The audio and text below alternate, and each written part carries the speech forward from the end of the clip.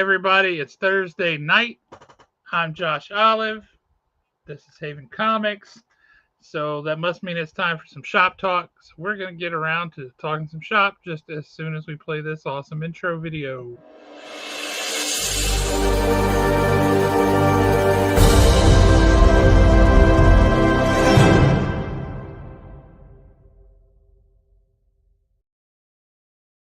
What's up, everybody? It's good to be back. It feels weird to take a week off. I swear, every time we do it, it's like, what happened? Something is missing. Something is wrong. So appreciate y'all giving us the time, letting us do what we needed to do, and for joining us this week. Good to have you here. Much obliged. So what's happening? I see we got James in the conversation already. What's up, brother? Good to see you. Matt Posey, what's happening, brother? Good to see you. Have you picked up your comics yet? Have you read Monsters #5 yet? Gotta know.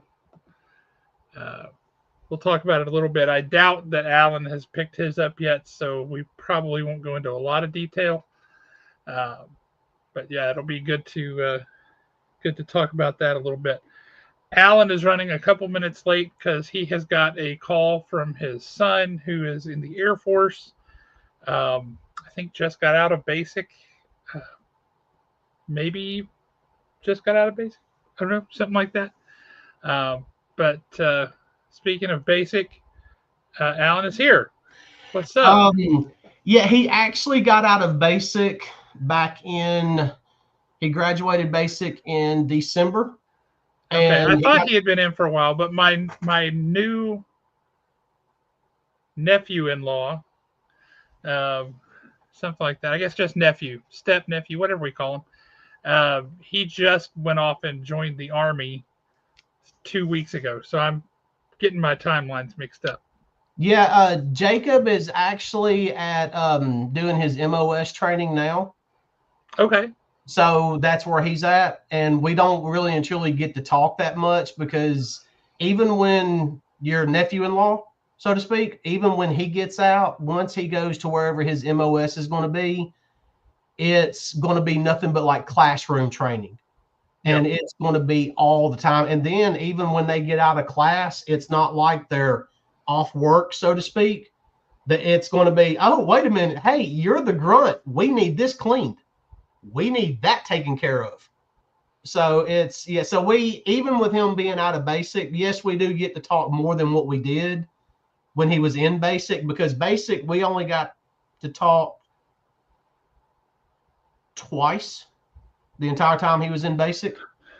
Wow. So, and now he's kind of moved on. Yeah, we do get to talk a lot more now, but still, I mean, it's just scheduled. And they did make him send you a letter, right? Oh, yeah, we actually did that when he was in basic. Yeah, that's what they make him do it. Yeah, we actually did that when he was in basic. You will write your mama a letter. Okay, so I got to be honest with everybody about something. And, you know, we do everything we can on this show not to cuss, but I do need to drop one right quick. Awkward confessions with Alan. Josh made me feel like such a dumbass last night. I did? Yes. Was it last night or night before last? I run across an article and I'm like reading about this comic book and I get all excited thinking that I have discovered something. Like I am like on to the next big thing. And I emailed Josh and I'm like, hey, can you still give me a copy of this? I got to have it. And the response I got was like several hours later. And it said, you know, we already talked about that on the show and I've already ordered you a copy. Just throw my phone across the room. Oh, no. Oh, yeah, that was funny. But yeah, I remember when we were flipping through previews, I was like, whoa, this looks awesome. And you're like, oh, yeah, that looks awesome. And then I read the synopsis again about it and got excited all over again. Like I had never even heard of this concept. Well, that's good. It's like hiding your own Easter eggs. You hit it, and then you're like, oh, I found Easter eggs. This is great. Yeah, it's like when you're digging through comic books and you're like, I didn't know I had that. And you get all excited. Yeah. Yep. I know the feeling well. Yeah, that is how I was. James, you're going to have to find another night to mow the lawn, brother. Yeah, really. What is up with this? So before we get into comic books, I did finally watch Captain America: Brave New World. Okay, I still haven't seen it yet, so share. I know a lot of people liked it. It was a good movie. It was entertaining for what it was, but it was a movie full of characters that are not main characters. Okay. And that might partially be the comic book side's fault in me, because I've literally, for years, they've never been main characters to me. They've always been the supporting cast or somebody that shows up every once in a while. So it was kind of weird to see a movie that's centered around the supporting cast to me. Hmm. There were, How are you going to feel about Thunderbolts then? I don't know. Because everybody is saying Thunderbolts is fantastic. Oh yeah, I mean, I definitely want to watch it, but like, I was never a big Sam Wilson fan to begin with. I mean, that just wasn't one of the characters that I gravitated toward. Not that there was anything wrong with the character. It's just I never gravitated toward it. Mm-hmm. To me, it was weird seeing Harrison Ford as Thunderbolt Ross, just because you might as well say it, for the past 20 years, the only Thunderbolt Ross we've known is William Hurt. Yeah. Well, that was So, kind of not possible for him to do, right? yeah, so that was just a little bit. I had to get used to that. I mean, there were definitely some cool parts to it. I wished we would have had, like, maybe okay, this was one thing that I was looking for, and I knew it was not going to happen, but I wanted it to happen, and I think it would have made it better. Okay. Is if when Captain America is literally having his moment with Red Hulk, Yep. you know that at the end of the day, Red Hulk will crush Sam Wilson if he truly wants to. True. I would much rather, and I know I'm probably going to make some people mad when I say this particular character, I would much rather have seen She-Hulk drop in to help him out of nowhere.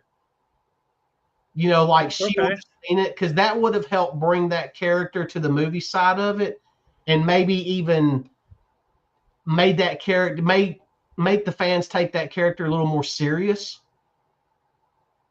I Okay. think that would have been a nice addition. I just think that there's a couple of minor changes. I mean, overall, like I said, it was a good movie. I enjoyed it. I was entertained for 2 hours, which, it's, at the end of the day, that's really and truly what I care about. But it was just kind of I mean, I walked away from it wanting more. I don't think it really and truly gave me enough personally. Okay. So I think there was missed opportunity. If you're going to have that many, what I'm going to call B characters trying to be the main cast, you should have brought in a couple of more B characters with them. No, Daniel, I'm actually talking Brave New World. I finally watched it the other day. Where did you watch it? How did you watch it? Oh, Disney Plus. It's on Disney Plus now. Oh, I didn't know that. I'll watch it tonight. Yeah, I mean, it literally came on Disney. I saw the little thing for it. Maybe it was Sunday. I think I might have watched it Sunday night. So and once again, typical Marvel. I mean, it had good action. It's, special effects was great. CGI looked good. So I mean, there's really no complaints on that aspect. I think just the story itself, I wanted a little more. Fair enough. Fair enough. Yeah, I'll go watch it. I'm looking forward to it. So, whole lot of comics the past couple weeks. Yeah, and I Like did. this week's stack was huge. Last week's stack was huge. Yep. Last week's stack, I kind of put a lot of that stuff away. I went on a cleaning frenzy the other night, but I did pick out a few that I wanted to give honorable mention, or from 2 weeks ago. And then I've got my stuff from last week. I actually looked at, I think this week I've got a fairly light week. Well, that's because you're doing something wrong. Well, no, I got a light week, but there's tons of sustenance there for me. Okay. Yeah. Uh, there's a book that came out this week. I don't know if you're picking it up or not, but you definitely need to. What's that? We'll get to it. Okay. You go ahead. Launch into it. Okay, so from a couple of weeks ago, y'all know that when EC Comics came back out and we got Epitaphs of the Abyss, Josh and I was like raving about it. So in full disclosure, I started falling off of it because it kind of seemed monotonous. But then issue 11 came out, and this right here is the reason why I fell in love with Epitaphs of the Abyss all over again. This was a great issue. The cover art here is reference to the third story in it. And I know that EC Comics is getting ready to come out with its own series. I believe it's called Blood Type.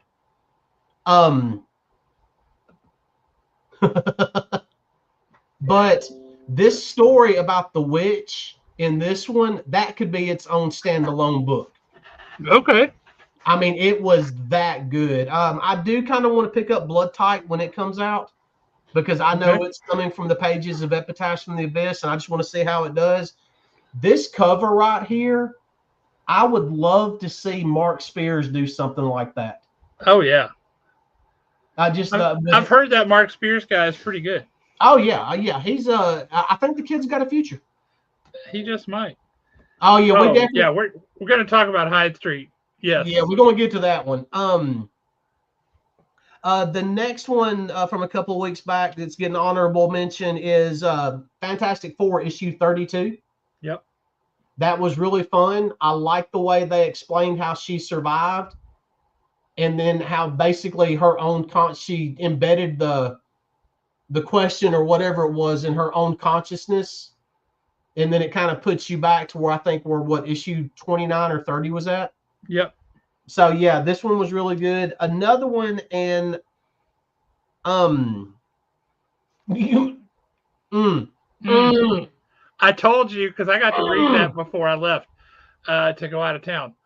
Oh my God. All I can say about this issue is how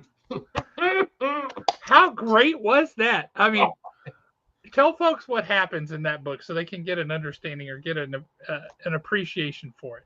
So basically, she is tasked with taking out Moon Knight. I cannot remember her name. And her sword basically steals his soul. He's basically trapped within the sword other than the first couple of pages, and I think the last page, he's chained up inside this sword. And he's having this conversation with this quote unquote. And that's an Asgardian sword. Yeah, it's an Asgardian sword.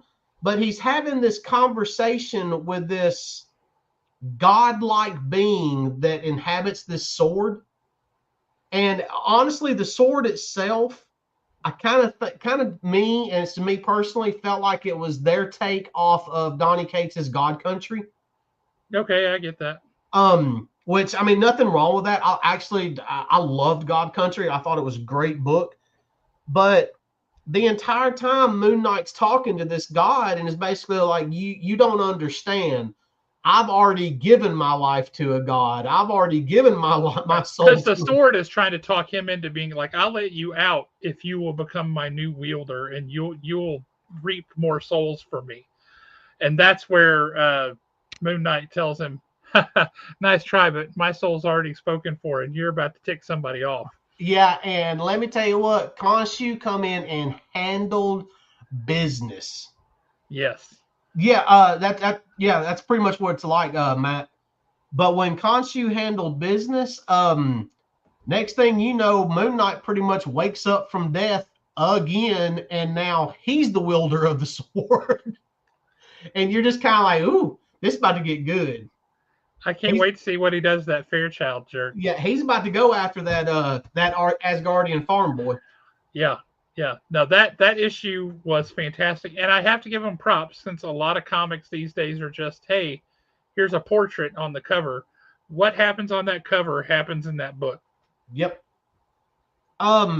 Next up from a couple of weeks ago, and I'm kind of curious how this one did sales wise. I'm pretty sure it did really good locally just because of who did the cover.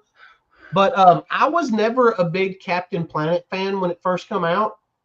It was just one of those that really didn't strike a chord with me. But that was after our time. Yeah, but that name right there, that Pepos guy. I've heard he's pretty good. Yeah, he kind of knows what he's doing. And then you get a Mark Spears cover. Yeah, and I still don't understand why Captain Planet looks like Kyle Hendricks so much. It's a good question. So Kyle Hendricks looking good with the green beard. He might need to consider it. But I mean, this was actually a solid first issue. I really did enjoy it. So that was kind of weird for me because I remember when Captain Planet came out, I was like, okay, that's kind of dumb.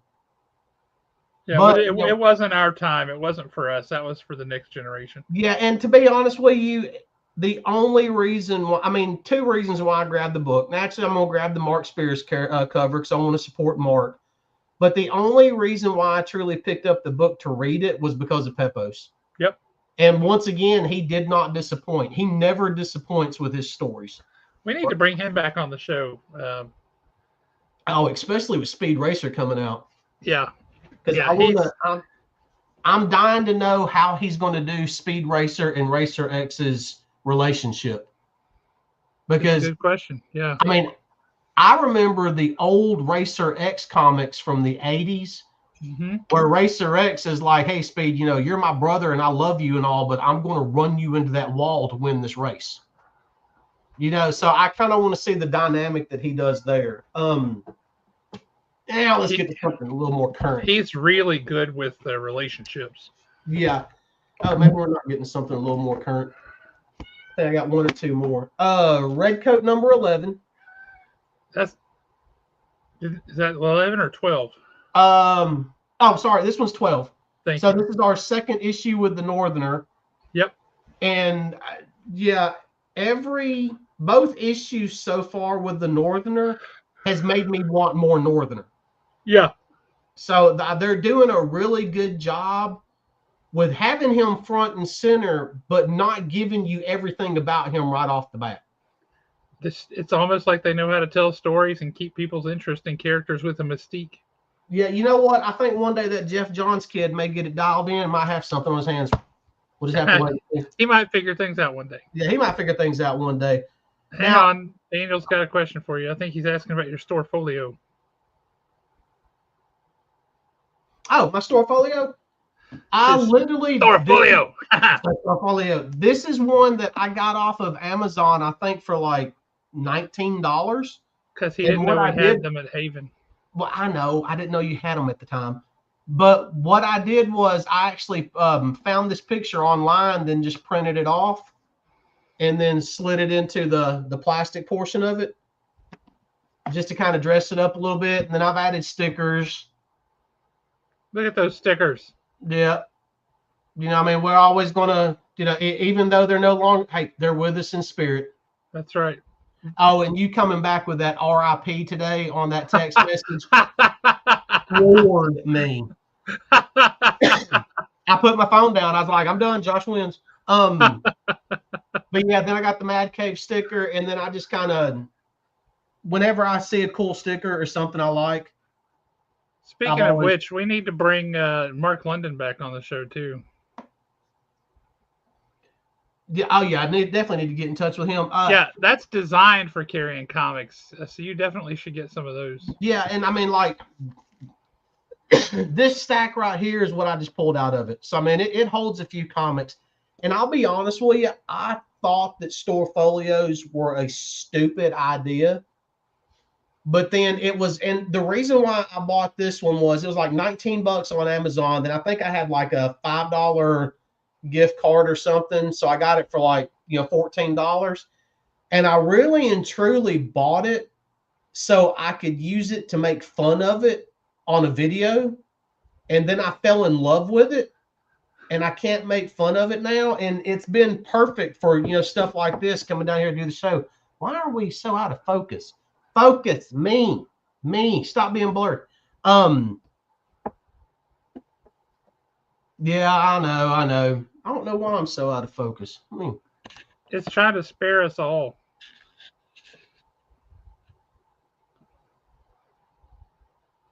Clear up. It's like you're just a hint too far away. It doesn't want to focus on you. I know. All right, maybe it'll jump back in here in a minute. Yeah, Daniel, I ended up liking it. I really did. I don't know why. I just ended up liking it. I think I've still got one on the shelf at the shop. Let's see if we can. I think there's kind of too much in here. Oh well. That's just too much. Yeah, not that. Let's jump to this one though. This issue really made me mad because it kept progressively getting better and better and better. That always ticks me off too. And then the last page pissed me off because it was the last page and I didn't have more of it. And that was Justice League Unlimited issue 7. I haven't got to read that one yet. So oh, so good. Are we going to zoom in? Hang on a sec. Storefolio is just a way, like if you buy your comics at the shop, instead of putting them in a bag, you can put them in your Storefolio, take them home, and they're going to be protected the whole drive home.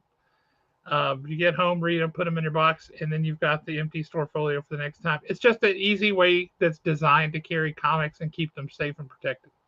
Yep. Storefolio. Also, it's fun to say. So anyway, Justice League number 7. Continue. Hang on, I was actually pulling up my Logitech camera to see if I could get it to. But basically, what happens in it is, naturally.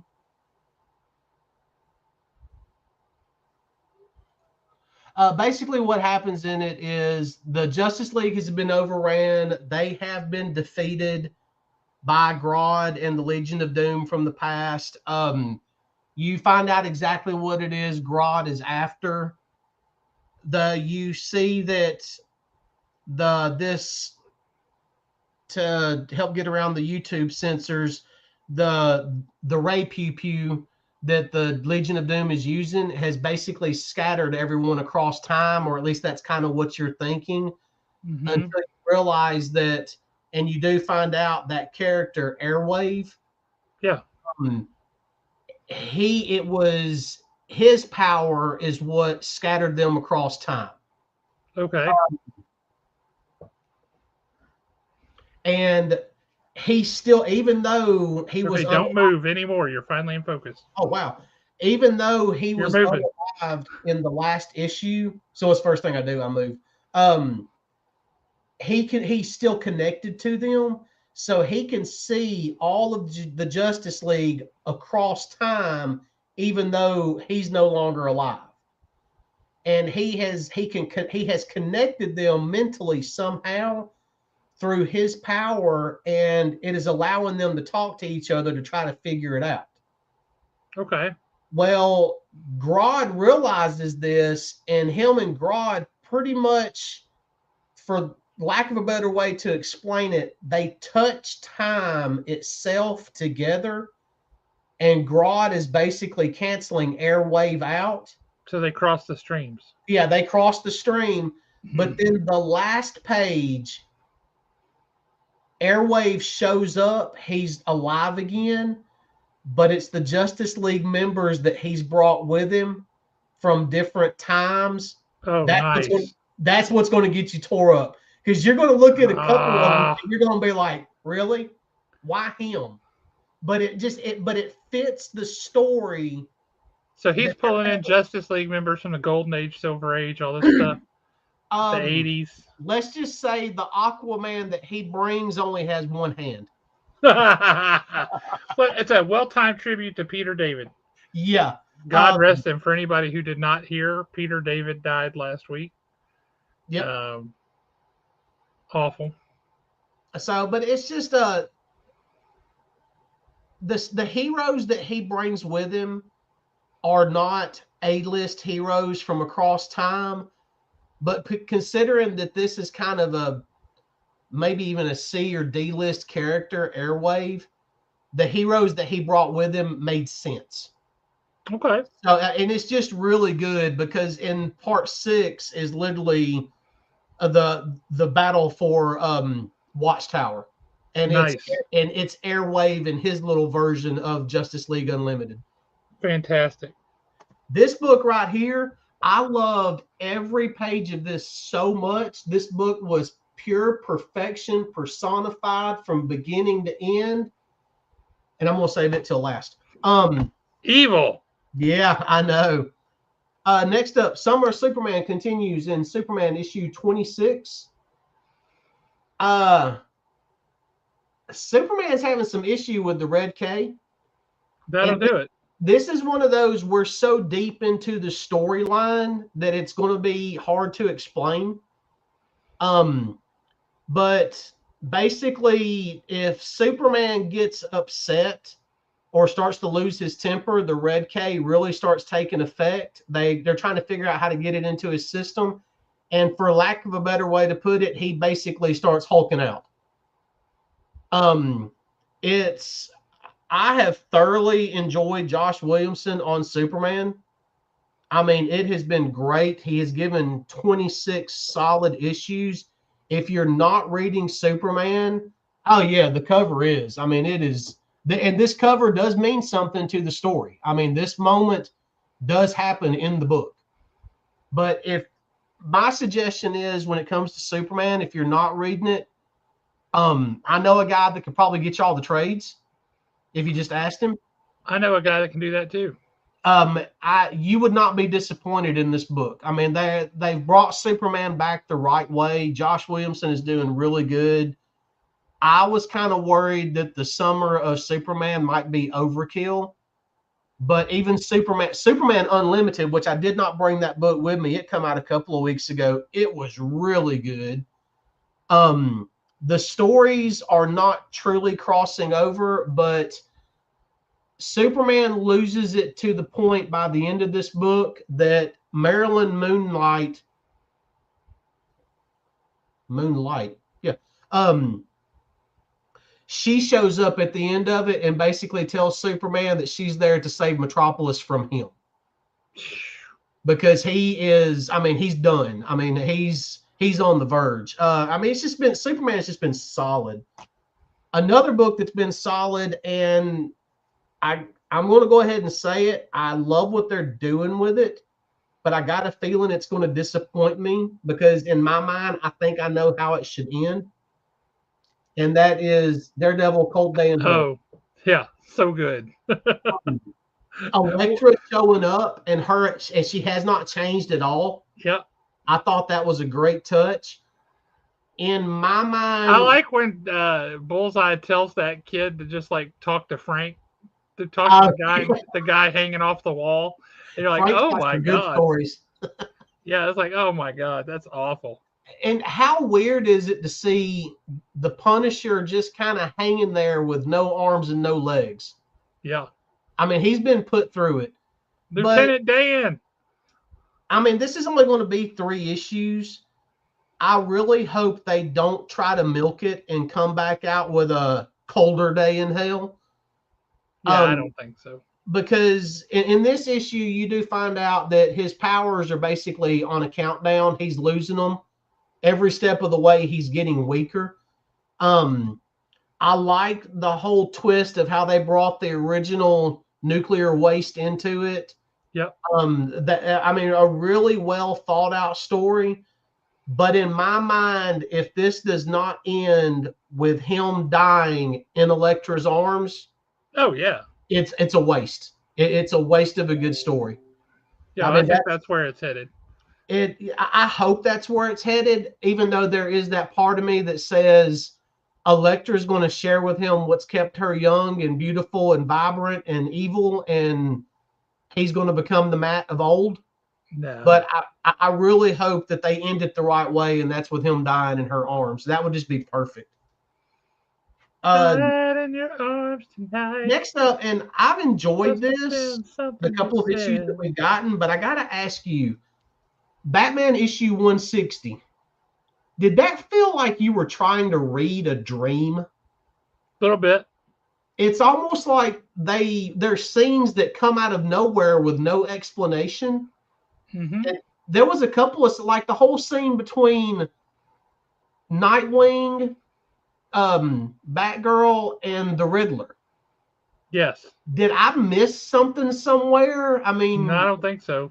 It's just it's very herky jerky a little bit. It's just like boinks you from place to place, and it is a little awkward, that particular issue. well, it almost led me to believe by the end of it, I started thinking, is this actually a dream? And is he under the influence of Scarecrow's Fear serum? fear gas? I was kind of wondering something similar. It could be. I mean, it was a good issue. The art is fabulous. Just absolutely, and I can't believe I just used the word fabulous. I'll make fun of myself. Fabulous. I'll make fun of myself later off camera, guys. Don't worry. But yeah, it was just kind of a little bit weird. Good, but weird. And finally, as much as I enjoyed it, we finally finished up the Freshwater Killer storyline.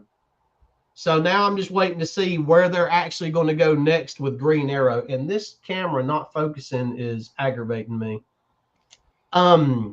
If you want to give Green Arrow a try, I don't know what to tell you, because the next issue is going to start a fresh storyline. But Josh Williamson is no longer writing it, and I still don't know how I feel about Condone. I really don't. I mean, the Freshwater Killer was a good story. It was just dragged out. And then this that issue is correct. Stop moving. I'm sorry, I can't help it. I'm a very lively and animated person. I like to dance. I want the clip of that so bad. I know. Figure out how to do it, and you can have it. Oh, I bet one of those AI clip options will do it. Oh, probably. This one right here. Oh, I think we know who Mama is. She is not somebody to be trifled with. Oh yeah, no. Dude, when she said her name, I went, oh. I mean, yeah. Matthew Rosenberg is killing it with that book. If you have not picked up "We're Taking Everyone Down with Us," you're an idiot. I mean, I do still have copies of #1 and #2 at the store. I ordered up on those. I actually had to reorder #1, and I got a big reorder in of Exquisite Corpses #1. Oh, Exquisite Corpses is so friggin' good. Did you hear about that? Was it this past weekend or weekend before last? It was some con somewhere. It might have been weekend before last, but some con somewhere. The entire con, they had some type of like Exquisite Corpses issue 1 variant cover, was sold out everywhere within the first 15 minutes of the doors opening. Wow. And even they were like, we were not prepared for this. Some con. This one right here, "We're Taking Everyone Down with Us." Yep. Yeah, Matt, you'll like it. It's really good. The whole synopsis is basically you've got a scientist that worked on the other side of the law, and he worked with what we could call a consortium. That's just what I'm calling it. That's not what they call it in the book, of other like bad guys, basically. Well, his island gets raided and he gets unalived. But the thing is, he has a daughter, and he was really big into robotics, and he ends up downloading his consciousness into a robot, and he's now trying to protect his daughter, and his daughter is basically hell-bent on revenge.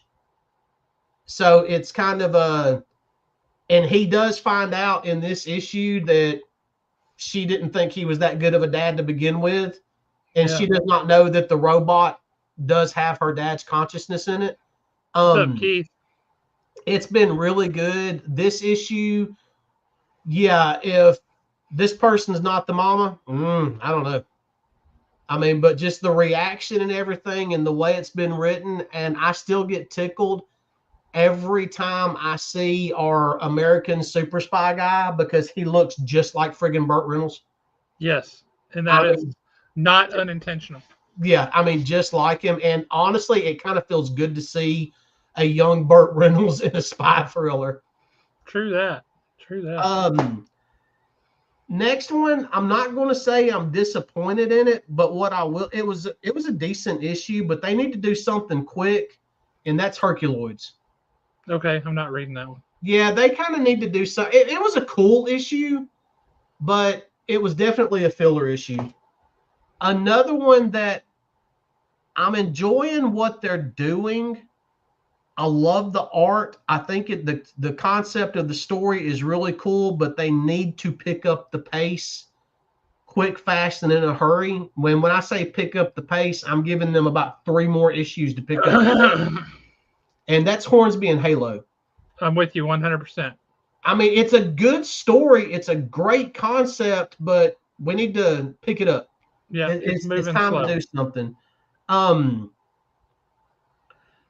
Was it Tots the other night in the text messages that made the comment about Mr. X-Ray? Yes. Once again, a scene that happens in the comic. Mr. X-Ray proves in this book that he can be one of the most demented ones on Hyde Street. And that's saying something.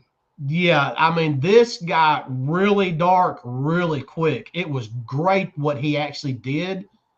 And the bad thing about it, to me, those people deserved it. Oh, yeah. I mean, they definitely deserved it. Except for that one lady. Except for the one lady.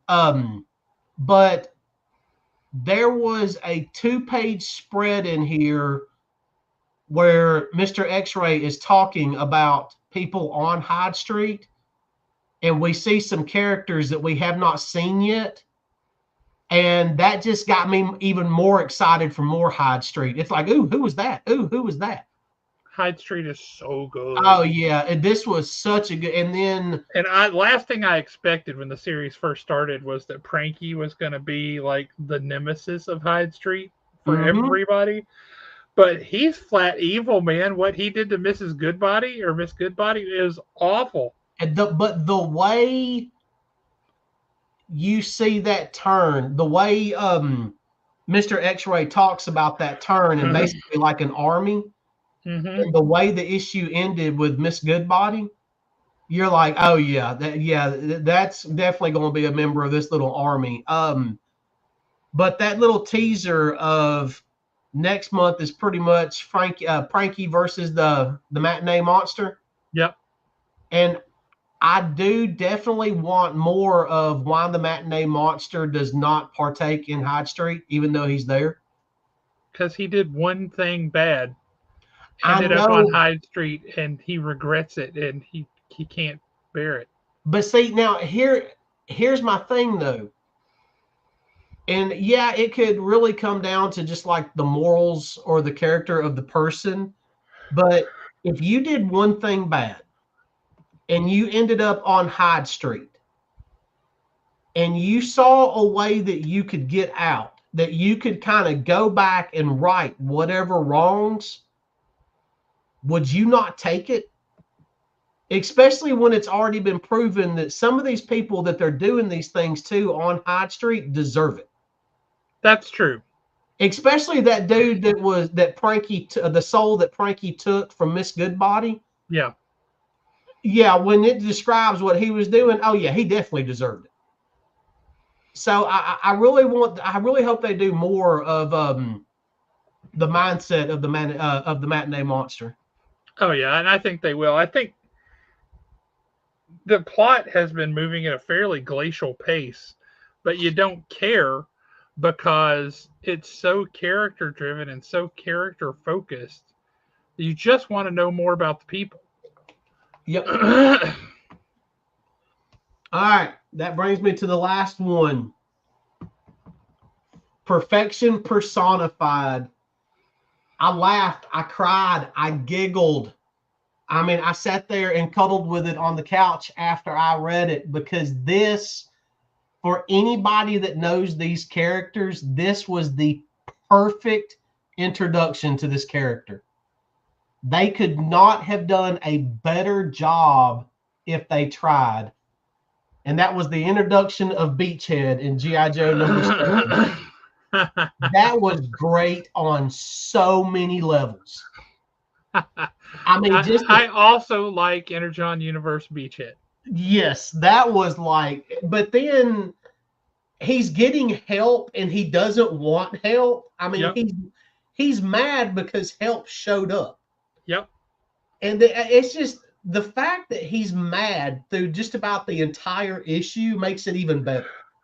Oh yeah, he's so ticked off. It's hysterical. Yeah, I mean, he's got a chip on his shoulder and he does take it out on people. And the fact that he's like, you are not putting me in a teaching job. You know. Yeah. Oh, he made some comment about when it started going sideways. He was talking. He made some comment about being some brat's caretaker or something like that. Yep. Yeah, but then the way Flint and Lady J come into it, I thought was great. Yeah. And then the whole, well, we really don't play by anybody else's rules, and they're doing exactly what he was told not to do. Yep. I just thought that was perfect for those two characters also. It was, I like that Night Force isn't just some, hey, we're going to slap different color uniforms on and you go out and do the same thing. No, these guys are like the covert ops, and they play by no rules. They just get the job done. Yeah, because he even talks about this, what he's going after, what he's been assigned to take. He even talks about how he showed up 3 days early and pretty much just laid there and waited. Yep. But I mean, Beachhead really come across as just being this cranky old Black Ops guy that refuses to retire because he knows he can still go, but he refuses to take on a protege because the protege is just going to get in his way. I mean, I loved it. I loved every page of this issue. Feels a little bit character-wise like Maverick from Top Gun Maverick. Yeah. Like that same kind of stubbornness, and like not just not able to abide by rules, but sees a rule and says, screw that, I will find another way. Yep. Just really feels I like that they gave him so much personality, because heretofore he's been kind of cool looking, but they haven't really given him a whole lot of personality because he's just been one of such a huge cast of characters. But no, I did really enjoy that. Speaking of things you're gonna enjoy, let's see here. This is my stack of comics from the past couple of weeks. Mm-hmm. This is insane. That's pretty much how I've been the past 2 weeks. I had to scale back on what I actually brought tonight, though. So, not going to talk about all of them because I haven't read all of them, but there's definitely some that I have and that we need to get into. So let me. All right, first ones first. Yep. See, that one should be in my box today, or tomorrow when I get up there. Dr. Mindbender has been upgraded. Like, extremely upgraded. I thought that was Destro on the cover when I first saw it. That's because he's got a shiny chrome dome now. Yeah. But no, that is Dr. Mindbender. I'm trying to get to the page where this happens because it is really amusing what they say. Okay. So they're pulling Dr. Mindbender up out of this the surgical unit where they've done all these modifications to him and do all this stuff, right? Uh, so it's telling him all the things that they've done. You're stronger, faster, possess a higher brain capacity. You now have an unarmed martial arts chip, a targeting suite, and wireless link to revenge mainframes. And then it says, and this is one of my favorite lines, Alpha 001 has arranged for a more appropriate wardrobe.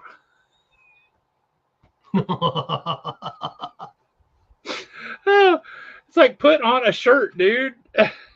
A more appropriate wardrobe. So yes, his wardrobe now is that. It still has some of the elements of his original stuff, but yes, that his wardrobe now includes a shirt. Although the cape, I will miss the cape. That was a good part of his shtick. What was that? It was the old Image line, and they tried to bring back some of those characters, but the TV show, the comic book was Stormwatch. Yeah. And you had that one character that was like the alien entity that was kind of, that's what Mindbender reminds me of there. Yeah, fair enough. Just the look. I cannot think of the name. I don't remember his name either. Fuji is the only one I'm remembering off Stormwatch roster right this minute. Now there's a scene in here at Castle Destro where Cobra Commander is like, you can't do this. I won't agree to any of these things that you're saying. And I'll have you know, he says, and I will have you know that I am particularly resistant to torture and brainwashing.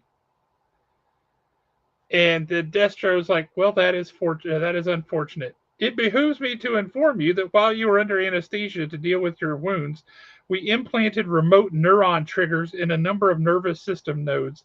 In short, a short demonstration is in order. So they essentially just hooked stuff up to his nerves.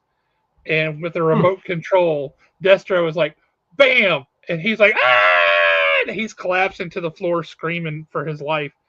And he's screaming so loud and so long.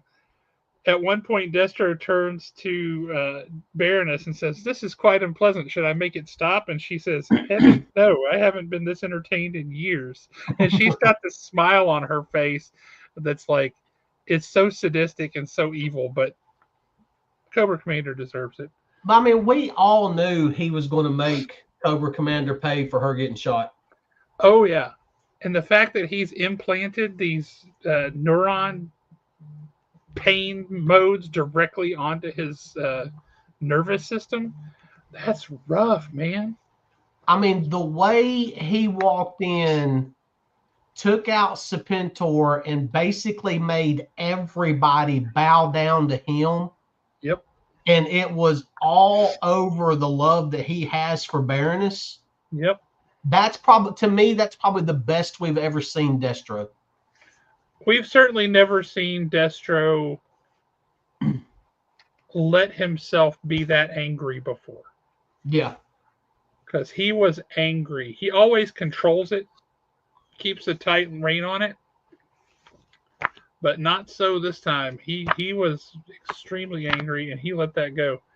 Okay, we already talked about that one. We talked about that one. We talked about that one. Talked about that one. Oh, side note, if anybody goes up to the shop and you're looking for a particular Alpine action figure, it's not there anymore. Back to our show.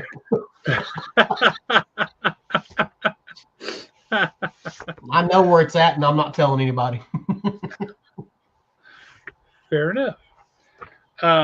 One of the books that we got to talk about this week, because people are going to want to know, and I know you haven't picked yours up yet. Let's get over here to it. God, there's so many books in this pile. Oh my gosh. So let's see. All right, one of the books we got to talk about. Oh, for starters, so here's two different covers.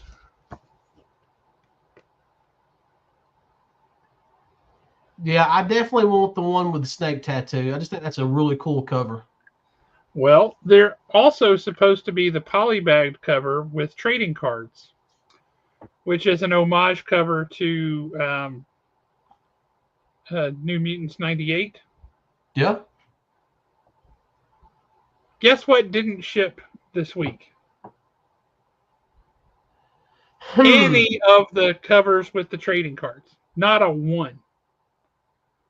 And Mark's like, what's going on with Diamond? I don't know. That's what I was about to ask. Is that due to the what all's going on with Diamond? Yeah, yep. They shipped the other covers, but not that one. So we'll see what happens. Also, if you recall, on Mark Spears Monsters #4, I got the metal cover, Yeah. and it came in like this Yeah. on that corner. I got the metal cover for this one, which is the creature from the Black Lagoon there. Yep. Guess what? Did it come in? It came in like this. On the bottom left-hand corner, it should have been, flat like this, and it was like this. The sad thing is, there's no replacing those. No, there's no replacing those at all. No replacing those. Do you So, think? yeah. And this could be I don't know, just totally off topic. Well, maybe still on topic. Do you think that Diamond just no longer cares anymore, and they're just pumping out the last of it to get rid of it?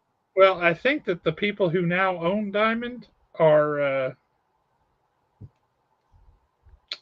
they have not figured their stuff out. As a matter of fact, I just saw an article right before we came on that said their first payment to distributors was supposed to have been made already, hasn't been made.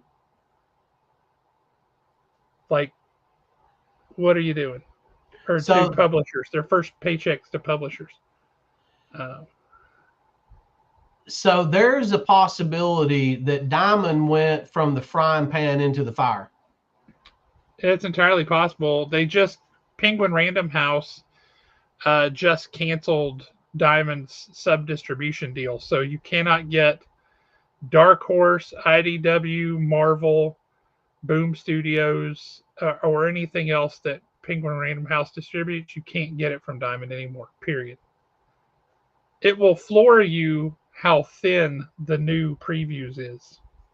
That honestly, that was probably a smart decision on Penguin Random House part. Now this amuses me. A little Easter egg here in Mark Spears Monsters #5. Look at that hat. Oh God. That just amused me.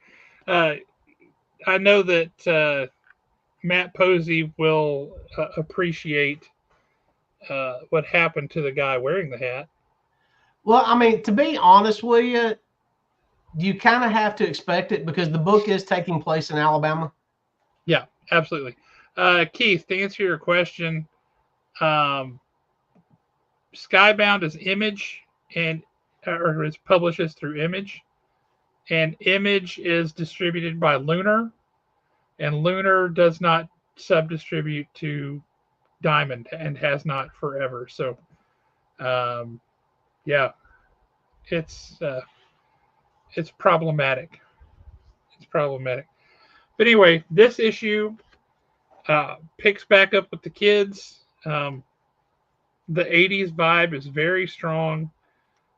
We get to meet Dr. Jekyll, which is cool.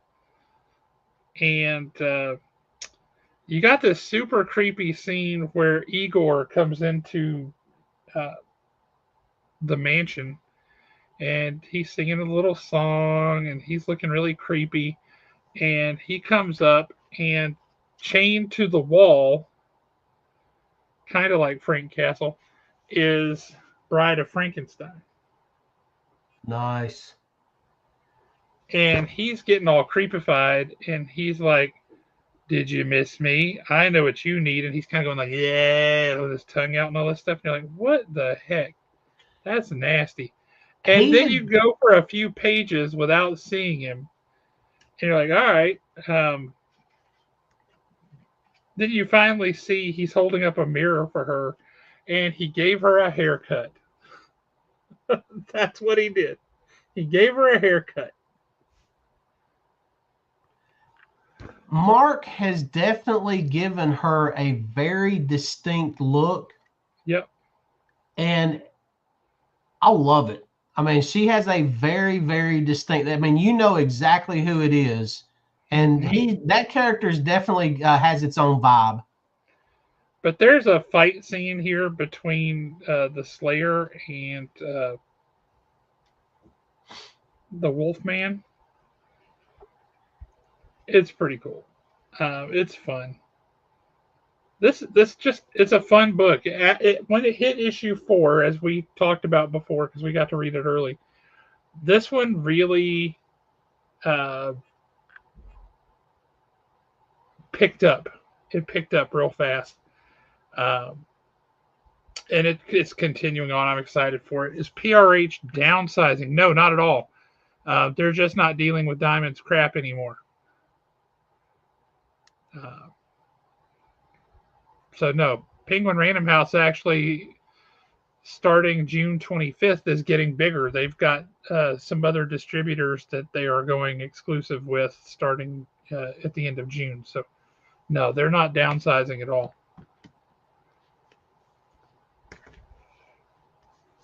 Alrighty, here. Spider-Man Incursion comes out this week. Ultimate Spider-Man Incursion. The Ultimate Spider-Man in question here is Miles Morales. The original Ultimate Spider-Man, well, not really, the second Ultimate Spider-Man. But he, if you remember when the maker first was creating the new Ultimate Universe, and he said, he gave Miles Morales a card and said, hey, if you ever want to go back home, then give me a call. And Miles goes home and throws the card in the trash because he's like, it's a blank card. It doesn't say anything on it. Well, things happen. The card is real. The card actually is a door. It's a portal, a nexus, whatever you want to call it. And Miles Morales ends up pulled into the new Ultimate Universe,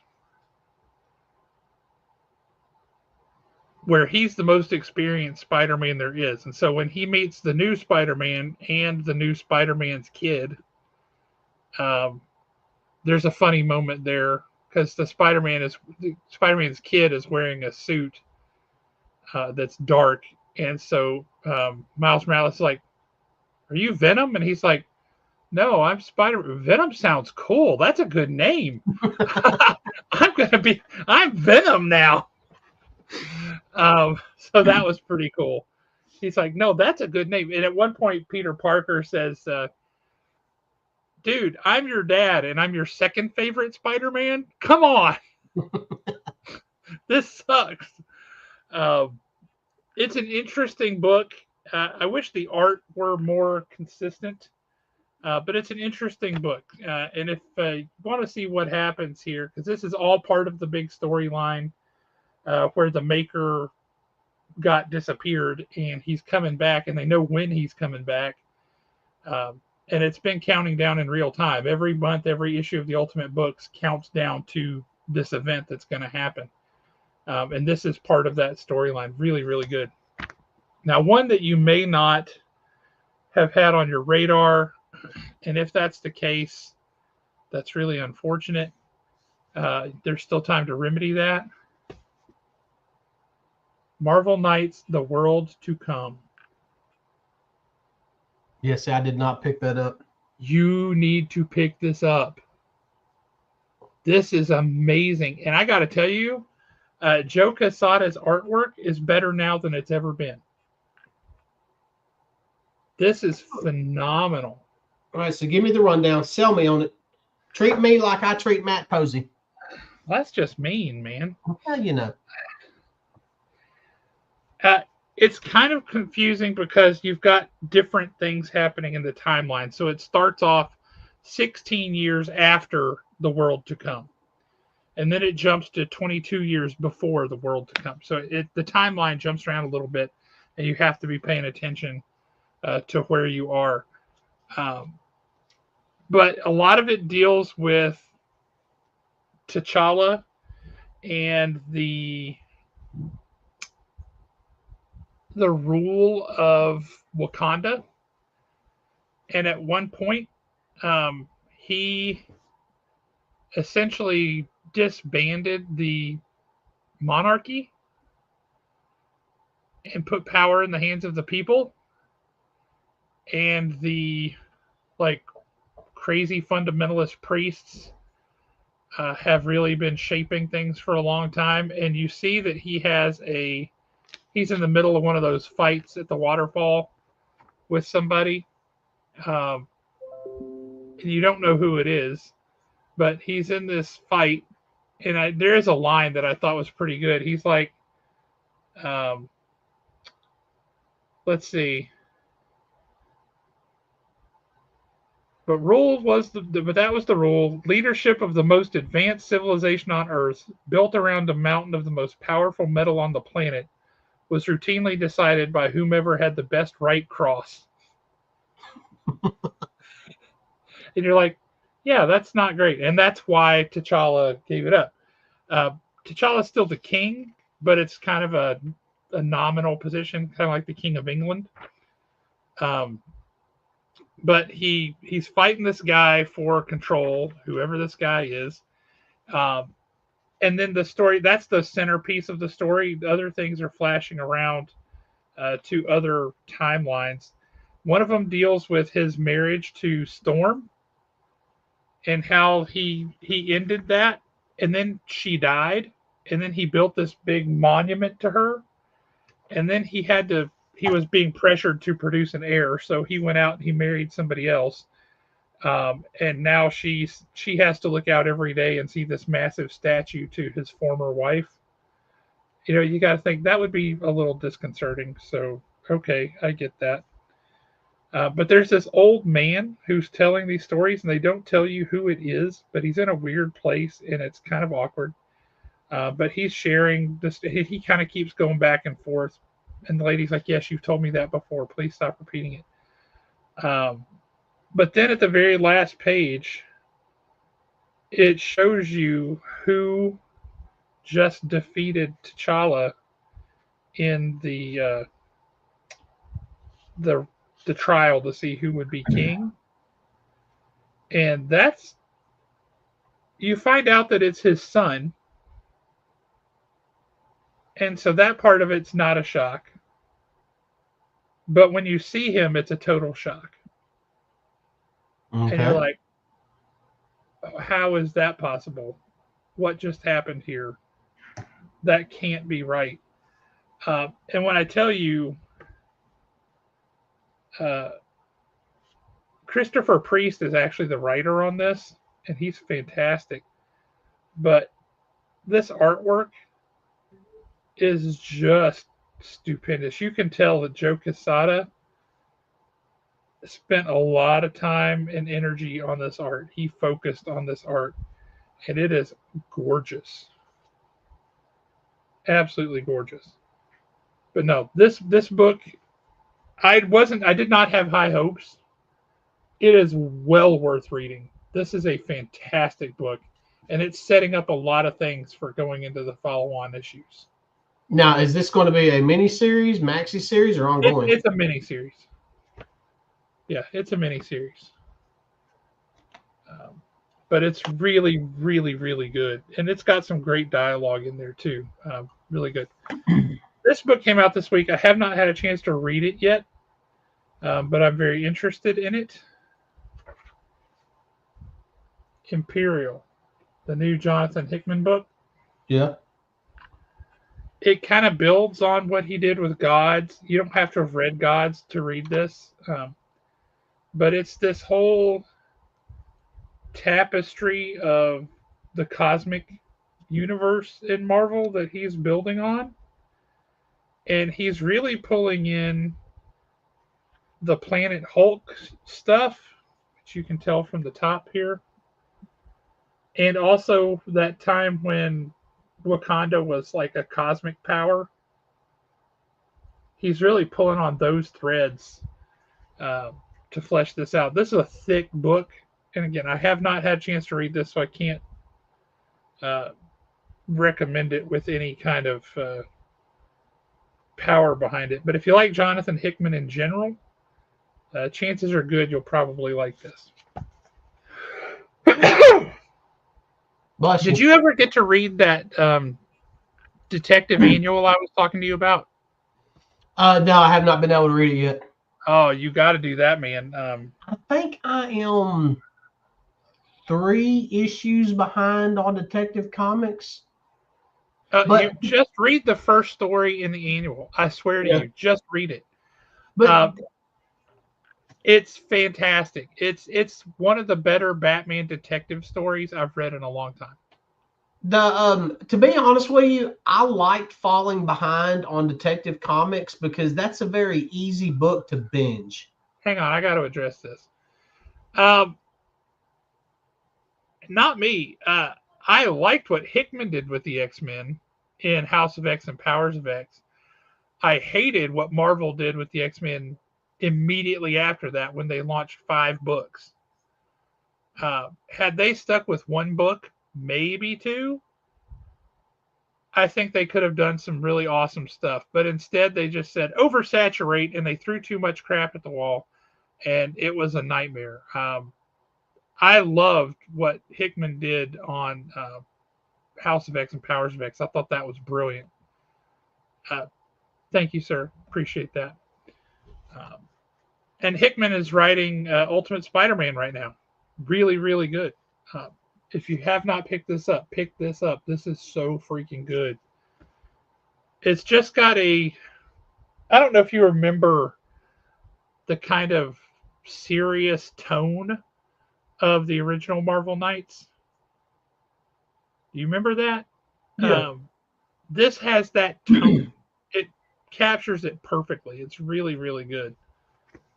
Um, this continues to be great. I love a World War II story. I love a World War II Ghost Rider. Um, uh, Helverine is scary. Who's that But with the wings? oh, I don't remember her name. Um, It's but kind of yeah, a character. yeah the the World War II ness of this book just gives it a whole new feel to it, and I absolutely love it. It's great. Talked about monsters. Monsters is great. Ultimate Wolverine continues to be a phenomenal book. It's so good. The whole concept of merging Weapon X with the Winter Soldier program and making Wolverine the Winter Soldier is so simple and so brilliant. It's really well executed. Executed is a word I use on purpose because there's a lot of that happens in this book. This is so well executed. This is a fantastic book, and you can absolutely read this on its own without reading any of the other Ultimate books. Uh, solid book. I thought this was great.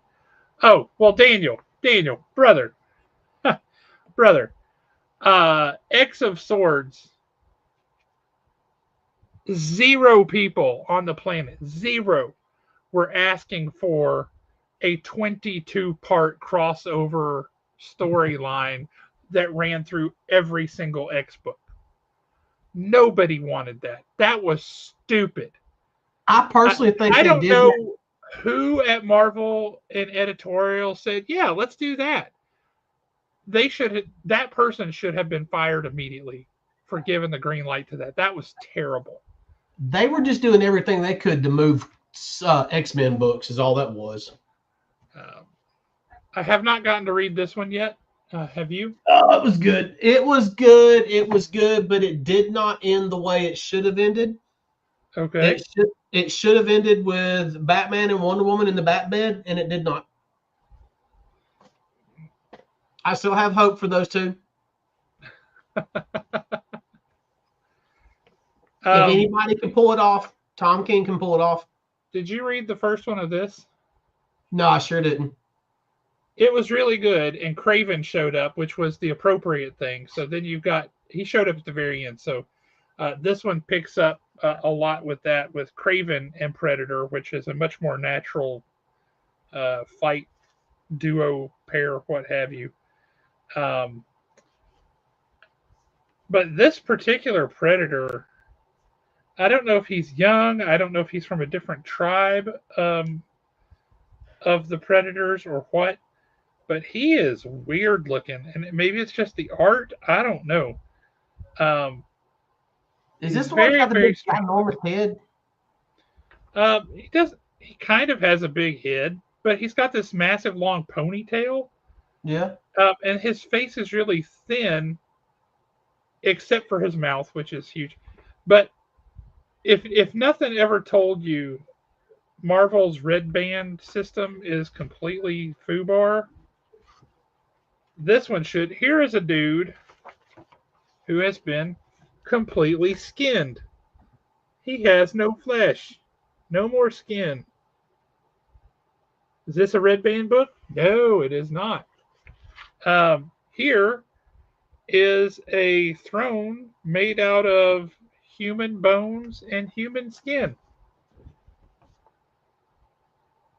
Is that a red band book? No, it is not. But a book that shows nothing like that whatsoever gets a red band. What the heck? Yeah, they don't know what they're doing when it comes to Red Band. No. I think Red Band is just a catch-all that they're trying to use to sell books, to be honest with you. Yeah, it's a poorly executed plan that's ticking people off.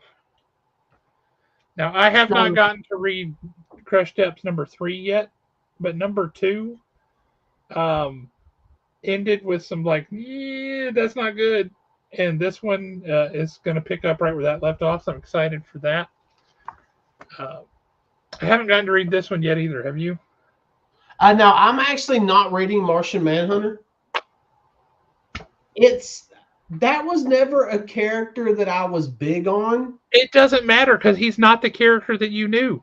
I know, but This still. character is all in this dude's head, man, and it is fantastic.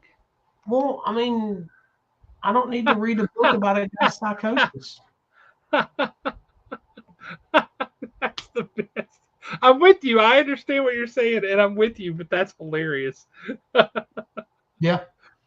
I've been promised something awful, something horrible. I didn't see anything awful and horrible. That's disappointing.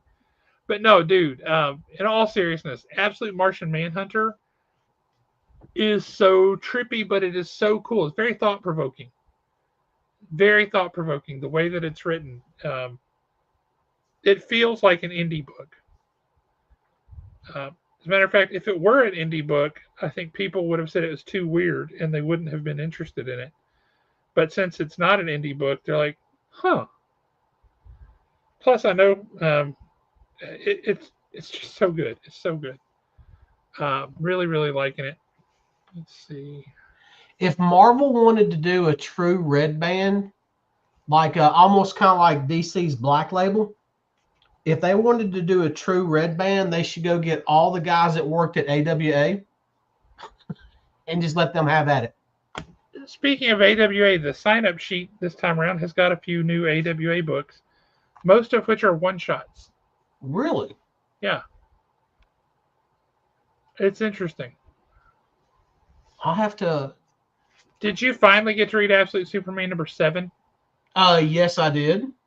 What did you think about that with the Brainiac story? Wasn't that super creepy? That particular version of Brainiac made that book a horror book in my mind. 100%. I mean, it's if they wanted to, and honestly, I think they should do this with Absolute Universe. They could make that Brainiac and go like the movie 7 level creepy with him. Yeah. You know, and you put that Brainiac and then Absolute Batman's Mr. Freeze together, we're like full blown horror then. I mean, that's those two have been very well done. What's in the box? And I was not expecting Brainiac to be that creepy. Oh no, I wasn't either. I had no reason to think that he would be, and Brainiac was just insane. That was so awful. Um, Awful in a good way, but it was awful. I haven't had a chance to read this one yet. I don't know if anybody else has picked it up, but I just kind of felt like that deserves a read. That looks like a fun book. Yeah. That was going to be like 6 issues, wasn't it? Yeah, 5 issues, and it's written by Tony Fleeks. So I figure Tony Fleeks writing the thing, that should be fun. Um, we'll give it a shot. Oh, well, that's nice. Look at where they end up. Okay. From the Nice little Daredevil callback. TV show. Yep. Yeah, very cool. Did you read the first issue of Buried Long Ago? Yes, I did. And the was she their stepmother? No, Yeah, the mother. the mother. The mother. It led me to believe that the mother is who the fairy tale that they was reading in the beginning is based off of. Yeah, I thought that too. I haven't gotten to read the second issue yet, but look at this back cover. Honestly, I thought it was kind of dumb until we get toward the end of it, and then it was creepy. Oh yeah, I just thought it was great. I liked the tone of it. I liked the overall vibe of it. I thought that was good. Well, it was kind of coming across as one of those where it's like, okay, get to the point, get to the point. I understand. I know this is fixed to happen. You got to the point. Yes, they did. I will say, and I know he kind of joked on me last time about this, but Amazing Spider-Man continues to be solidly okay.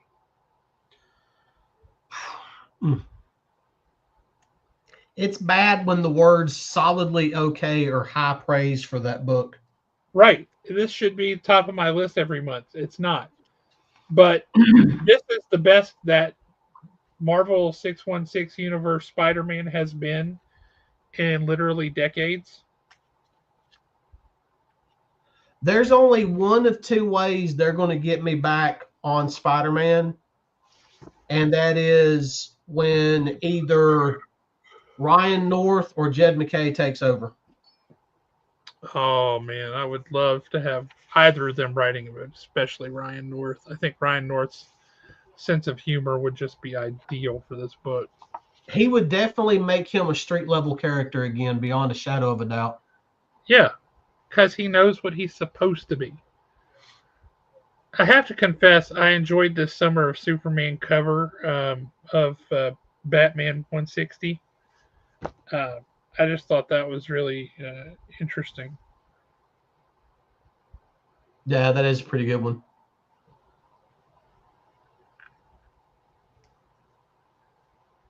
Daredevil Cold Day in Hell, we talked about. God, that was great. Really, really enjoyed that. The fact that you know that there's a clicking, a ticking clock and that time is running out is really good. And I have to give Steve McNiven 100% props because it's a very modern looking book, but it's also a very 1985 um, Dark Knight Returns kind of book, right? Yeah. And tell me that picture of Elektra doesn't look just exactly like how she looked back in the day. Mm-hmm. I mean, her facial expression, her facial features, her hair, every last bit of that is just exactly like how she looked back in the day. Yep. When I first saw it, the first thing I think was that's Frank Miller's Elektra. Yes. I mean, that's literally the vibe. I mean, that's what they had to have been going for, and they pulled it off perfectly. Now, have you been reading the stuff in the back of Hyde Street? I got excited because I wanted to try the Dr. Jelly and peanut butter cereal.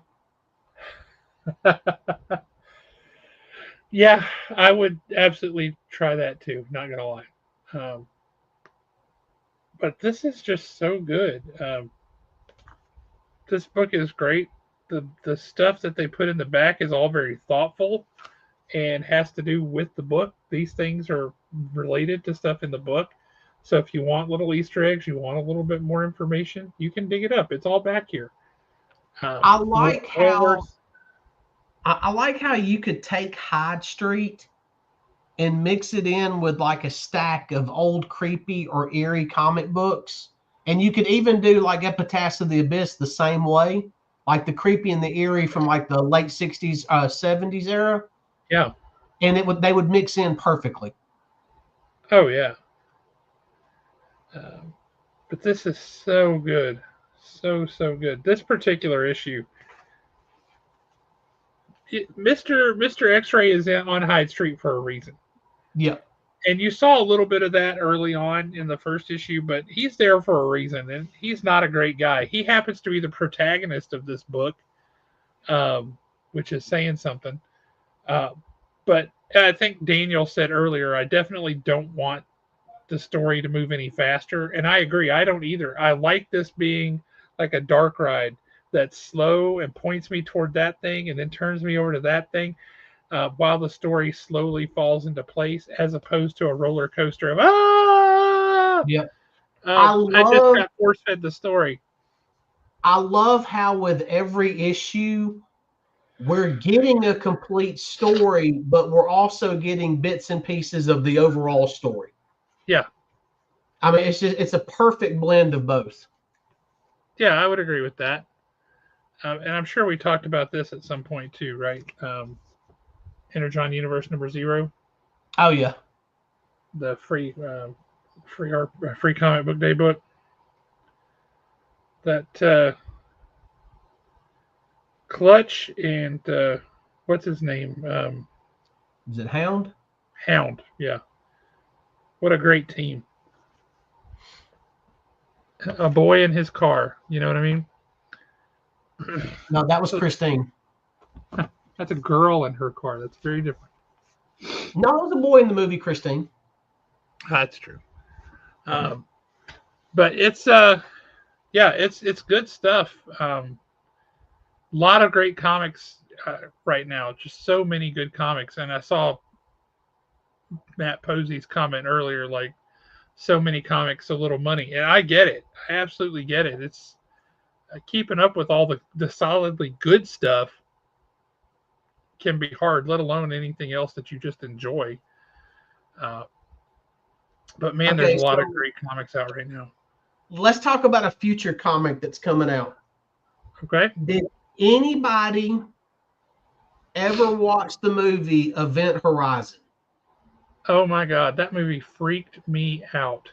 Well, guess what? I know. I was on a retailer roundtable. And I want it so bad. Put me down for it.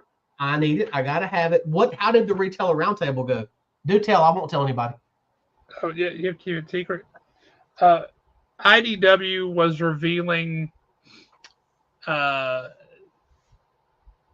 essentially a new lineup of books, and that was one of them. And yeah. I mean, they're all in that book actually, so we didn't get much advance notice. But Beneath the Trees Where Nobody Sees, Rite of Spring is in there. But yeah, that Event Horizon prequel. The movie Event Horizon absolutely freaked me out when I saw it. I did not care for it. I don't ever want to watch it again. So good. So good. But I mean, here's the thing about it. Out of all the horror movies that we've ever seen, they always claim, oh, it's going to take it'll take the viewer to the edge of their seat. They'll be, these characters will be exploring the depths of hell, blah, blah, blah, blah, blah. That movie actually took you through hell. Yeah. And delivered on everything that it promised it would. That's why I love that. When was the last time you saw the movie The Black Hole? I actually own The Black Hole. I got the DVD. It has been. When was the last time you watched it? It's probably been, I'm going to say, at least 10, 15 years. Yeah. You remember how it ends? Yeah. Like, okay, they get pulled through the black hole, and the next thing you see, they're in hell. They're literally in hell, Mm-hmm. being presided over by Maximilian, which is still a phenomenal design, by the way. Maximilian's incredible. Oh yeah. Um, for me, I think Event Horizon was somebody who saw the black hole and said, okay, what if I did this and made it really scary and not just like, what the heck was that? Mm-hmm. And they took that concept and they just ran with it. And that's very much what that feels like to me. Yeah, because the thing about the black hole is when they're actually going, and yeah, it was a Disney movie, but it was back when Disney did make some more adult themed movies. Yeah. Um, when they're going through the black hole, there's a part of that movie where you're like, what am I watching? Oh, 100%. But with Event Horizon, it was one of those, these amps go to 11 and they proved it. Oh, yeah. So now when they're going to announce a comic book, I've got to see how they're going to do the comic book. All right, good to know. I was really wondering if people were going to be interested in that book, especially since it's a prequel. Um, but yeah, that's cool. So you and Posey at least are interested. That's cool. Yeah, it's supposed to be ongoing, isn't it? I don't think so. I thought it was going to be ongoing. I mean, I'll take whatever I can get. Well, see, all it says is new series. Yeah, maybe they may be doing that thing like DC is doing, where they release it as a limited series built to go longer if it sells well. Yeah. That wouldn't surprise me. But yeah, And that's cool. now we just got to wait till August. Look Yeah, who decided to show up. What up, Hey, Todd? Hey, guys. we still on for the shop close June 21st. I'm looking forward to it. I got somebody else that I'm trying to rope in to play it along with us. Well, now you've gone and shouted it out to everybody. You know what? That's fine because it's not going to be everybody's cup of tea. That's true. Tots, I do have a question. Are you going to run Honey Heist during the day? Let me know. Because we have a little tradition of people coming to play Honey Heist. Here's the thing about it. It's funny that we bring this up. I thought about it today. So Tots has ran Honey Heist for 3 years in a row. And if you look at the story that he ran the first year, where we went the second, and yeah, it's just a little, 3 or 4 hour thing that we do. But if you look at all 3 years, he literally ran the perfect story. We got the lifespan of a character. And we left our character, the one that we're helping out, Queen Bee, God rest her soul, she's no longer with us. So to me, on one hand, it's the perfect time to quit that game because we could, well, I mean, if you look at it, it took us, yes, we only did it one time a year, but it took us 3 years to complete this story. And all props to Tots. The story was absolutely perfect because the kids loved it because of Queen Bee. And then when you look at it from the adult perspective, it was like the complete story. You got the whole life. But now there's also a part of me that wants Queen Bee to come back as our guardian angel. Well, hey, Tots might be able to bring some actual honey this time. Really? It can't be local honey because that crap's expensive. It might be. He's got how many hives now? 5? 6? Oh, yeah, I forgot he was doing that. Well, they only intended to do 2. They just keep getting more. It's like, oh my God. I'm going to tell you what, I could do something like that, but you would know the first time I got stung because it would be a mushroom cloud over Tony, Alabama. I'd burn the whole thing down. Full-blown redneck napalm, everything. Kaboom! Mm-hmm. You would hear me cussing on the other end of the county. That's hilarious. Oh my goodness. So what books are coming up that you're excited about? Well, I'm as you can tell, I'm thoroughly excited about that Event Horizon. I'm actually flipping through the DC Connect now. Yep. There was another one that I thought Mad Cave was getting ready to come out with. I kind of saw a blurb on it. I'm just gonna go to their website and see if I see it right quick. That I thought, hey, that looks pretty good. Which I mean, Mad Cave is just solid.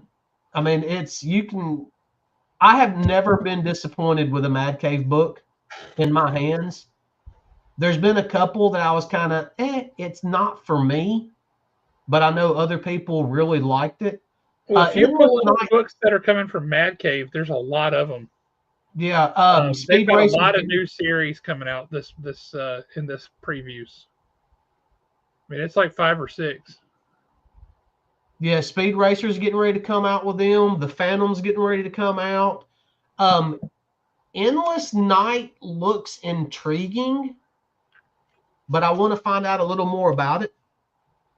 I think I may have already put it in a box. Did you read Pale Knight #1? No, I never saw it. I know it came out. It might have just come out this past week or whatever, but yeah, that's a new Mad Cave book. It's a guy coming back from the Crusades, feeling awful about all the things that he did there, and also ticked off at some other noble who is like, yeah, you're not man enough for your wife. I'm going to come visit your house, kind of a guy. He's not cool.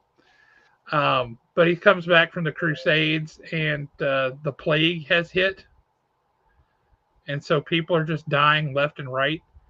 And he essentially is presented with a deal from the devil, more or less, where Death says, "Hey, you know, it's the Grim Reaper." He's like, "Hey, everybody's time is coming, but I'll spare you and your wife for now if you'll go take care of this one particular guy who keeps eluding me and that's ticking me off." Uh, if you like Knights Templar and that kind of thing, and I know you do, it's an interesting read. One that I'm definitely looking forward to that should be starting soon, and that is Gotham by Gaslight: A League for Justice. Yep, that's right. I'm definitely looking forward to that one. Fantabulous. I am, since I kind of missed the boat on the Atom Project, I'm probably just going to pick up the trade on it. Yeah, well worth reading. Yeah, there was a couple of them that I was just going to wait and just grab the trade when they come out. Okay. So, and I know that DC is getting ready to. Maybe they already have, and we're getting closer. I just don't know, but I know they're getting ready to restart the Vertigo line. Yep. And I am looking forward to that. As long as they do it right. Yeah, well, but that's always going to be the big question, and we're just not going to know until we got the books in our hands. That's true. I was trying to flip through these right quick to see if there's anything that really and truly jumped out at me. Have you seen that there's a new book coming out? It's kind of a graphic novel, sort of a look, or an illustrated prose book. One of the two. I'm not sure yet. It's a Stephen King telling of Hansel and Gretel. I have issues with Stephen King. Okay. I think that Stephen King's long form storytelling is awful. Okay. I love his short stories. His short stories are great. That's fair. If you look at some of his most popular movies and things that they did based on stuff that he wrote, they all come from short stories, with the exception of a couple. Well, Shawshank Redemption, for example. Yeah, but I mean, I'm talking like the Children of the Corn, Running Man stuff, because Running Man was actually a Stephen King thing. Yeah. But I do not like his long form storytelling, and there's a very particular reason why I don't like it, and it's something that I'll tell you off the air. It's just not. It's something that happens in just about every single one of his books when he's writing a long form story. That I just don't, me personally, I just don't agree with, and I just won't read them. Fair enough. So, but yeah, but even then, take that aspect out of it. His long form ends up losing me before it's over with. Well, yeah, he doesn't know how to end them. Yeah, That's it's pretty just consistent. It's like gripping, gripping, gripping, gripping. What was that? yeah, and then you're just like, then you end off on somewhere where you're lost as an Easter egg in tall grass. Yep. But like I said though, at the same time, Tales from the Cadillac 8 or Cadillac 6, great series. Yeah, it was just a series of short stories. Um, oh, what was it? 4 seasons. It was another book of short stories.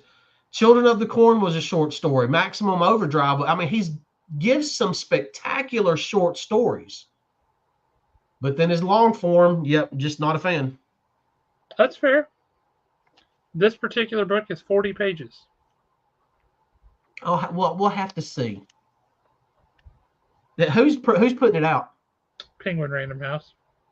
Okay, and it's going to be a graphic novel. Well, it's 40 pages, so it's really just a super thick comic. Okay, But it's also hardback. gotcha.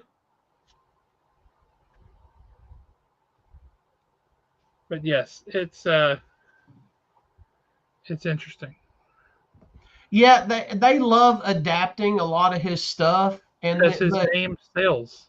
yeah, and there's other authors out there that honestly, my personal opinion, they shut Stephen King down so hard it's not even funny.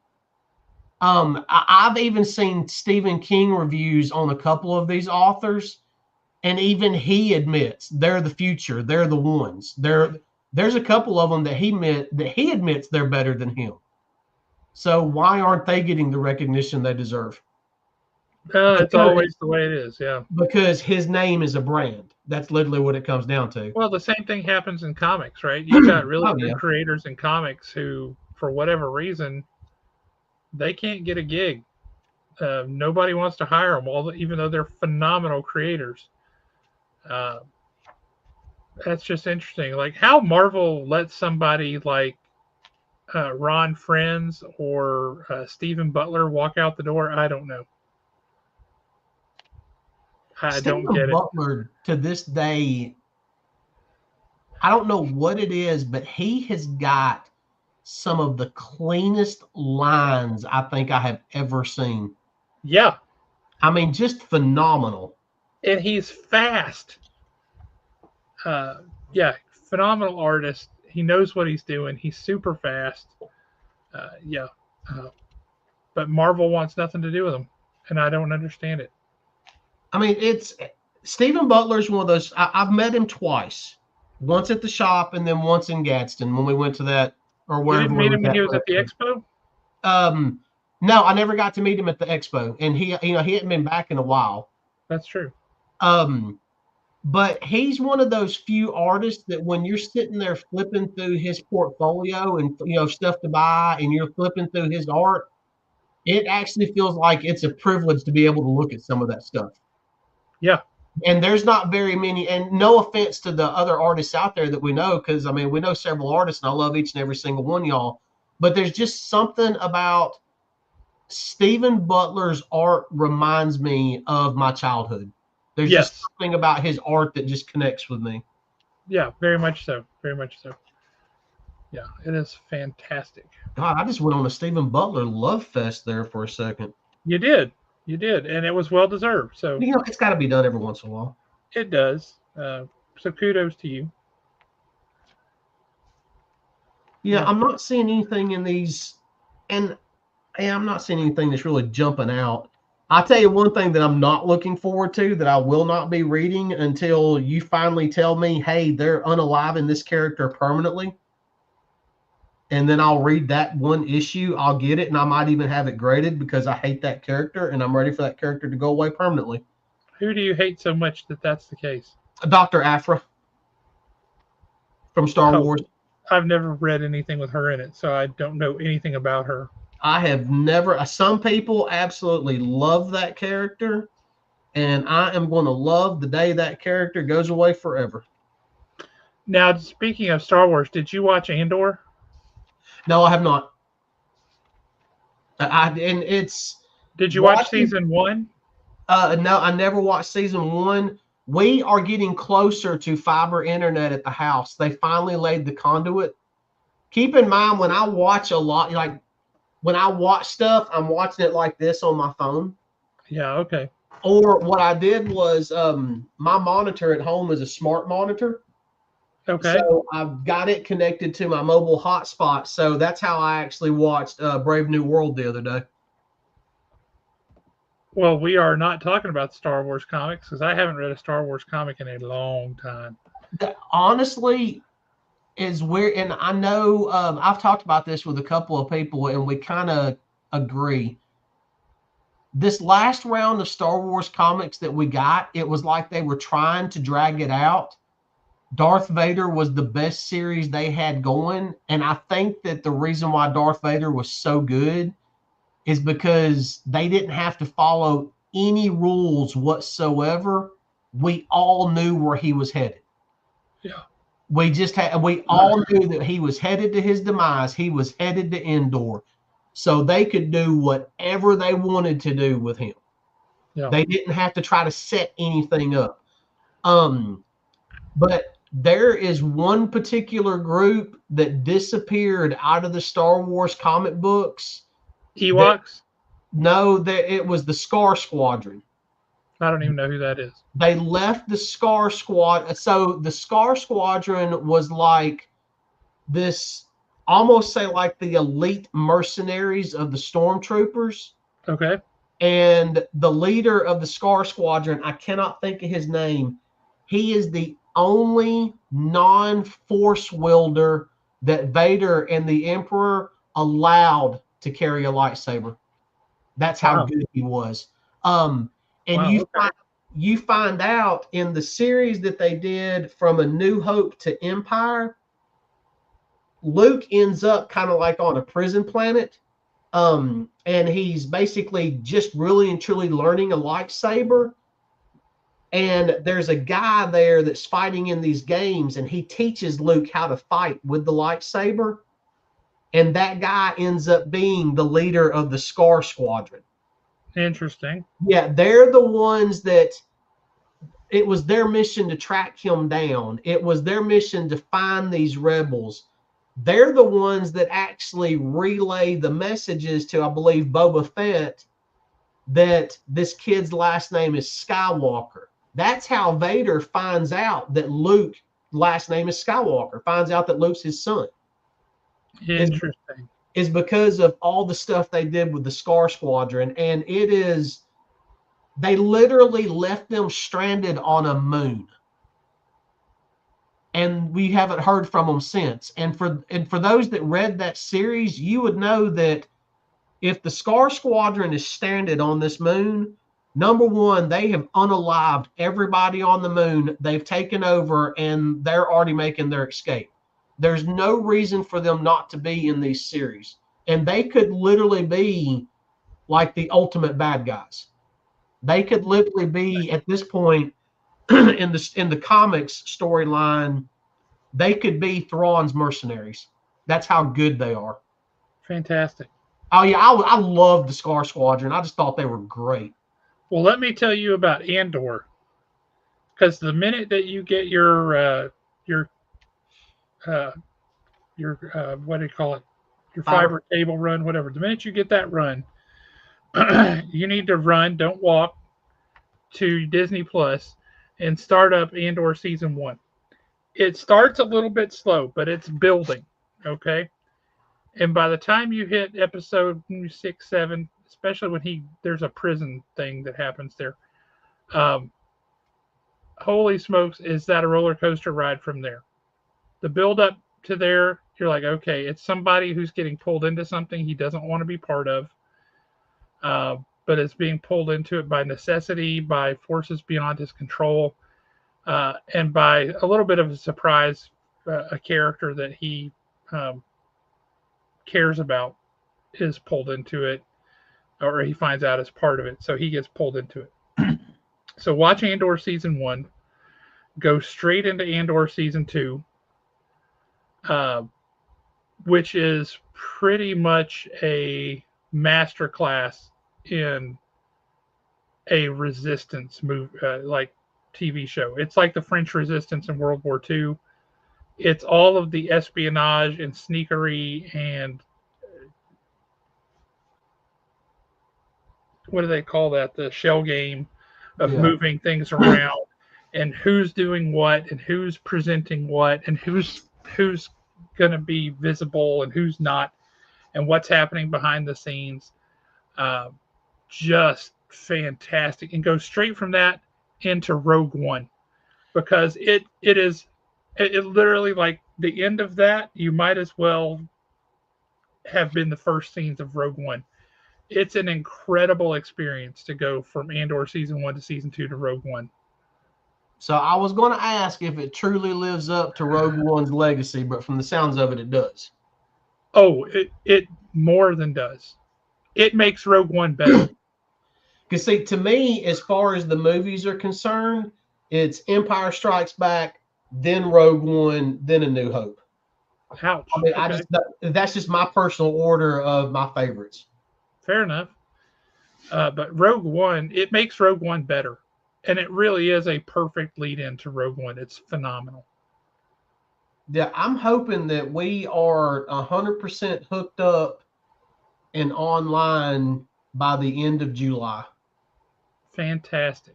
Yeah, because I'm hoping that by the end of July, when you and I are having these conversations, I'm reaching for my G.I. Joe action figures and I'm in my house and I've got my crap right here. And yeah. It is fun to be able to just pull them down and play them. Speaking of which, the sign up sheet for this month, which we're still waiting on the image previews, by the way. We have them for Marvel, we have them for DC, we have them for Dark Horse, we have them for IDW. There is no image. Right. Do you see image? There's no image. Nope. No image. We're still waiting on image. So show up image, and then I can finish the freaking sign up sheet. But anyway, this sign up sheet has 5 G.I. Joe Classified Series action figures on it. Which ones? Because I'm actually on Preview World's website. And I'm really torn right now because there's 3 that technically there's 4 that I want right now. Well, which ones you got? And I'll tell you if they're on there. But my wallet only says you can buy one of them right now.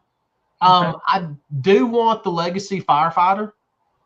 I think that's a great looking action figure. I want Monkey Wrench. Okay, so those are a different set than the ones that I'm ordering here. Okay, Cover Girl. Yep. And Blowtorch. Yep. The one that I've got, or that's in this month's previews. Yep. Has Law and Order. The dude and his canine dog. It has Dark Lawn, Destro's cousin. Yep. It has Footloose. The Footloose figure is awesome.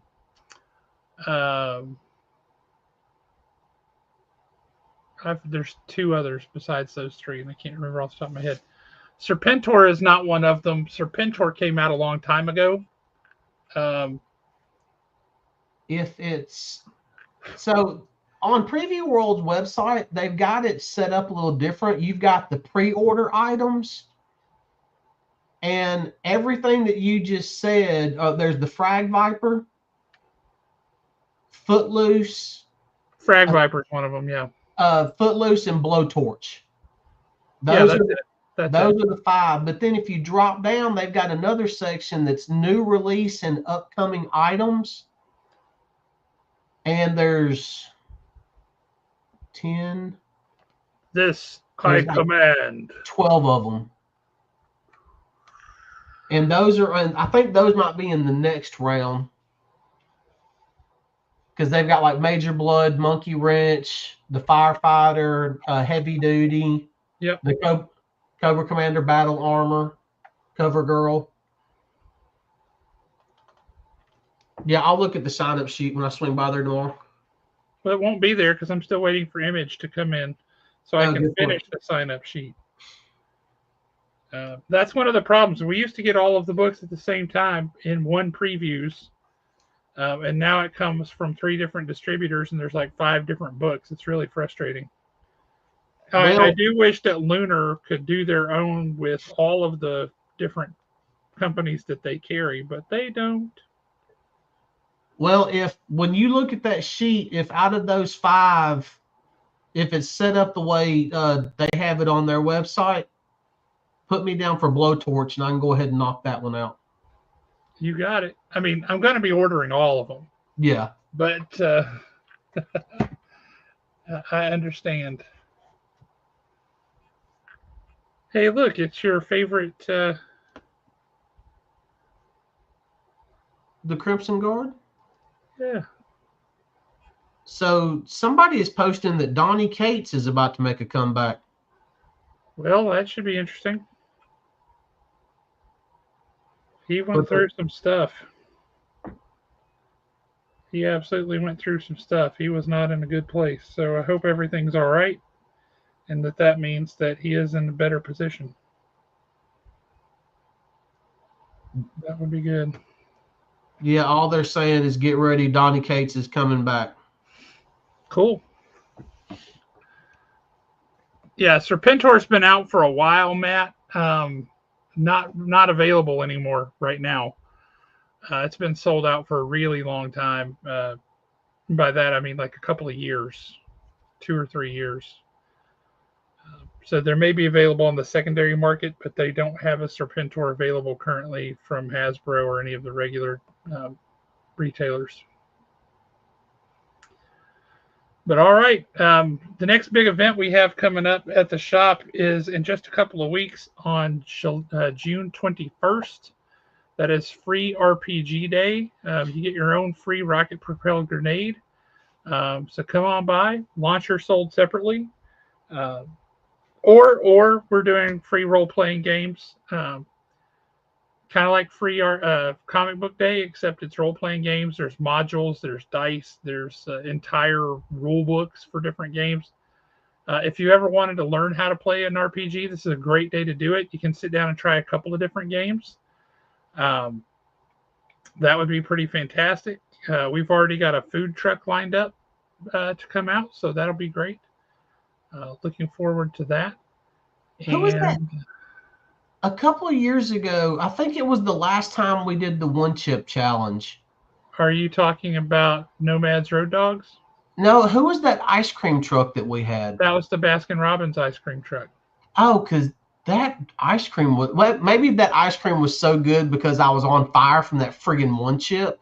It's entirely possible. That's a possibility. Man, that was a good truck. Yeah, it was. I've tried to get in touch with them again, and I don't know if they're still doing it or not, but I haven't ever been able to get them to reply back. So I do not know. But anywho, it's been great to come back and talk some comics. We'll talk comics again next week. I am working on getting some special guests on board with us. Alan is too. He's got a few folks that he's targeting and talking to, and he's going to reach back out to Mark London. We'll see if we can get him back, and we'll see what we can do. But in the meantime, pick up some comics, read some comics, come back ready to talk about them because there's some great stuff going on. And we'll catch you guys next week. Does that sound good? Sounds good. All right. Thanks, everybody.